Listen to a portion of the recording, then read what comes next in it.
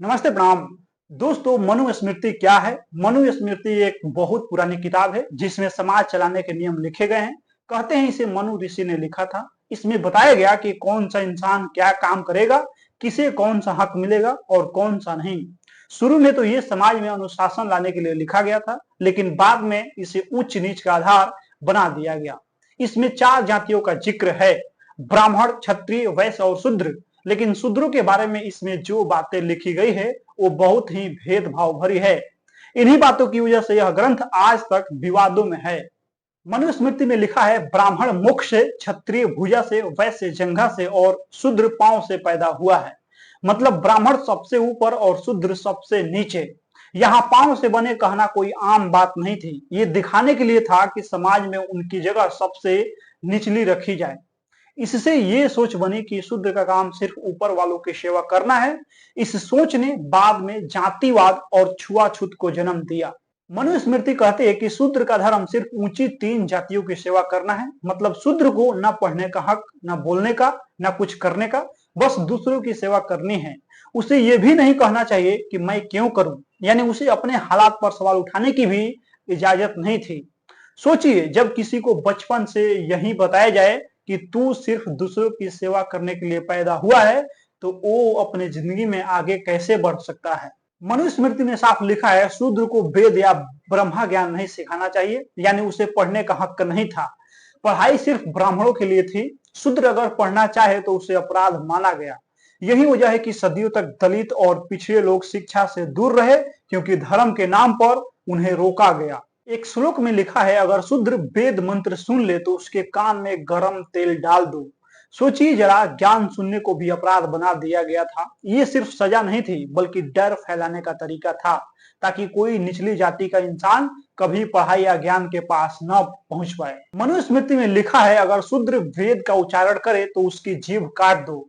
मतलब बोलने की आजादी भी नहीं थी। ये दिखाता है कि उस वक्त शूद्रों को इंसान नहीं समझा गया, उन्हें डराया गया ताकि वो हमेशा नीचे रहे और कभी बराबरी की बात ना कर सके। मनुस्मृति में लिखा है, शूद्र के पास जो धन हो वो उसका नहीं होता।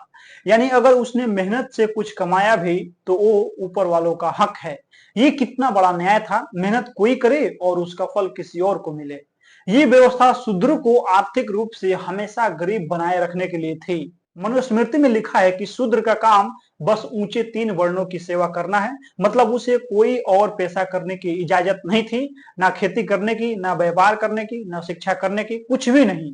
यही वजह थी कि शूद्र पीढ़ी दर पीढ़ी एक ही काम में बंधे रहे, जैसे कोई कैद हो। मनुस्मृति कहती है, ब्राह्मण को कभी शूद्र द्वारा पकाया खाना नहीं खाना चाहिए।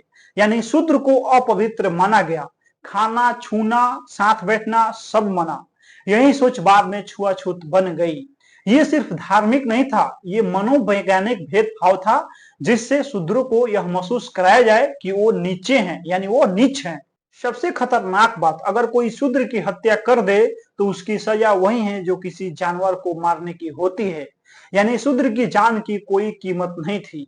ये इंसानियत का सबसे बड़ा अपमान है। इसी सोच ने सदियों तक दलितों को मनुष्य से कम समझा गया। उन्हें मंदिरों, कुओं, स्कूलों से दूर रखा गया। मनुस्मृति में कहा गया कि शूद्र को यज्ञ या पूजा करने का अधिकार नहीं है। इसका मतलब था कि शूद्र भगवान की पूजा अपने तरीके से नहीं कर सकता था। उसे ब्राह्मण के बताने पर ही सब करना होगा। ये बात धर्म के नाम पर शूद्रों को भगवान से दूर करने के लिए कही गई थी। जो धर्म सबके लिए होना चाहिए था, उसे कुछ लोगों की मालिकी बना दिया गया। इससे शूद्रों को मानसिक रूप से भी नीचा महसूस कराया गया कि वो भगवान के भी लायक नहीं है। मनुस्मृति में लिखा है, अगर कोई शूद्र पूजा करता है तो उसका कोई फल नहीं मिलता है। यानी अगर वो भक्ति भी करे तो बेकार है। ये बात इंसानियत के खिलाफ थी। पूजा एक भाव है, जाति से उसका कोई लेना देना नहीं होना चाहिए। लेकिन इस सोच ने धर्म को सिर्फ एक वर्ग की संपत्ति बना दिया। इसी वजह से बाद में बुद्ध, कबीर और अंबेडकर जैसे लोगों ने कहा कि ईश्वर सबका है। मनुस्मृति कहती है, अगर कोई ब्राह्मण या क्षत्रिय शूद्र स्त्री से विवाह करे तो वह अपने कुल को नष्ट करता है।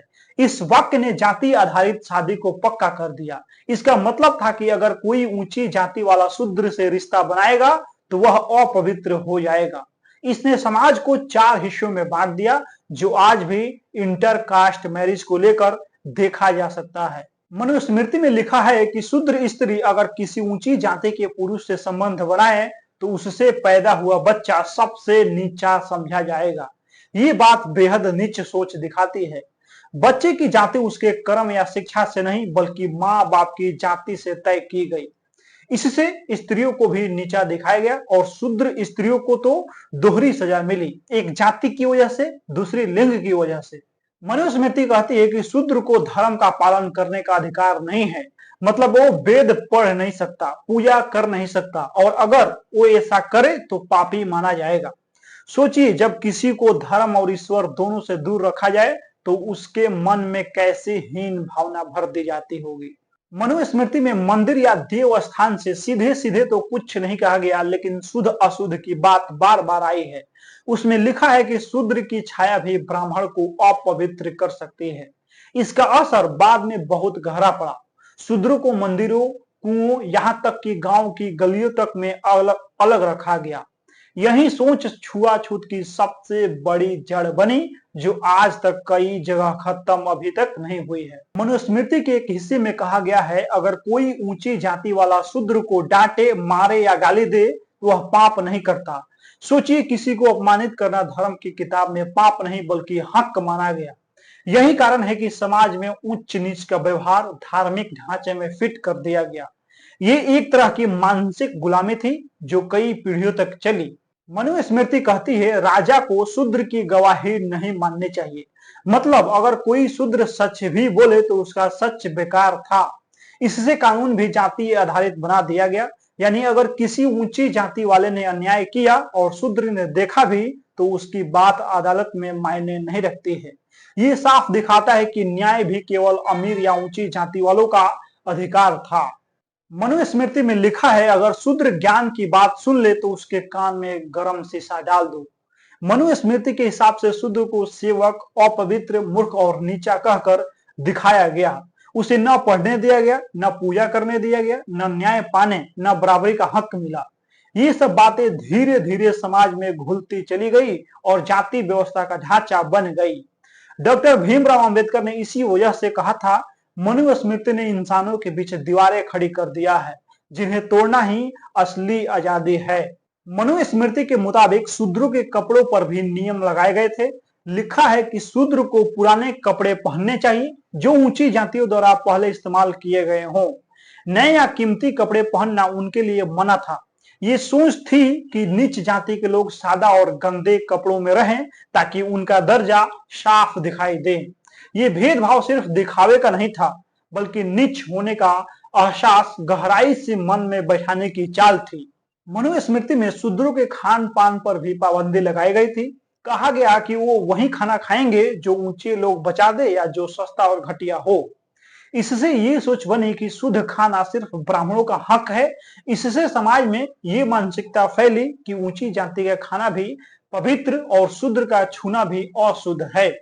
यही बात आगे चलकर छुआछूत और भोजन भेदभाव का रूप बन गई। मनुस्मृति में कहा गया कि शूद्रों को गांव के बाहर रहना चाहिए, इससे ऊंची जातियों को पवित्रता बनाए रखने में सुविधा होगी, यानी उन्हें समाज से शारीरिक रूप से अलग रखा गया। यहाँ तक कि कुएं, तालाब और मंदिर सब अलग कर दिए गए।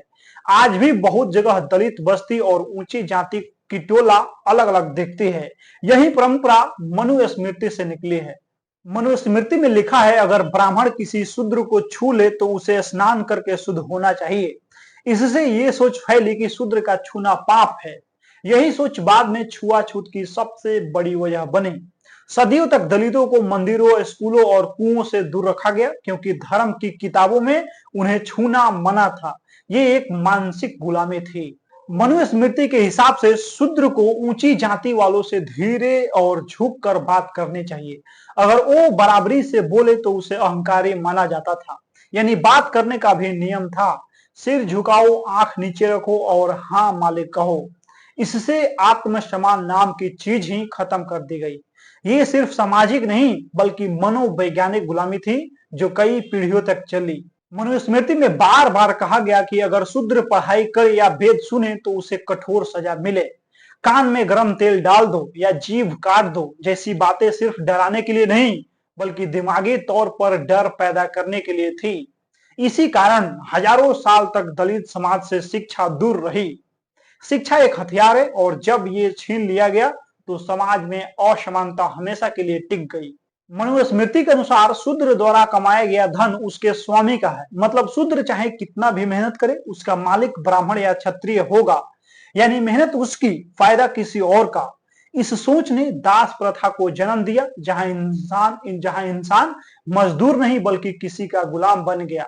यही वजह है कि शूद्र वर्ग हमेशा गरीब बना रहा। मनुस्मृति में अपराध की सजा जाति देखकर दी जाती थी। अगर ब्राह्मण अपराध करे तो उसे मामूली दंड, अगर वही अपराध शूद्र करे तो भारी सजा। यहां तक कि अगर शूद्र ब्राह्मण को गाली दे दे तो उसकी जीभ काटने की बात लिखी है, लेकिन अगर ब्राह्मण शूद्र को गाली दे तो कुछ नहीं। यानी न्याय भी जाति पर निर्भर था, न कि सच और झूठ पर। मनुस्मृति कहती है कि शूद्र को धर्म ग्रंथ सुनने या पढ़ने की जरूरत नहीं क्योंकि वो समझ नहीं सकता, यानी शूद्र की बुद्धि को ही छोटा बता दिया गया। असल में ये धर्म के नाम पर शोषण का तरीका था, ज्ञान को अपने कब्जे में रखना ताकि समाज में नियंत्रण बना रहे। बुद्ध और फूले ने इसी मानसिकता को चुनौती दी थी। मनुस्मृति ने शूद्र के लिए ऐसा माहौल बनाया कि लोग शूद्र कहलाना ही अपमान समझने लगे। ऊंची जातियां खुद को ऊपर और शूद्रों को नीचे दिखाती रही। ये सब धर्म के नाम पर हुआ। असली मकसद था समाज को चार हिस्सों में बांटना ताकि कोई नीचे वाला कभी ऊपर ना जा सके। डॉक्टर भीमराव अंबेडकर ने कहा था, मनुस्मृति ने इंसान को इंसान से अलग कर दिया और इसे तोड़ना ही हमारा सच्चा धर्म होगा। बाकी इस वीडियो में आप लोग मनुस्मृति के बारे में क्या जानते हैं, मनुस्मृति के बारे में प्रतिक्रिया दे दीजिए इस वीडियो में। मिलते हैं अगला वीडियो में। बहुत बहुत धन्यवाद।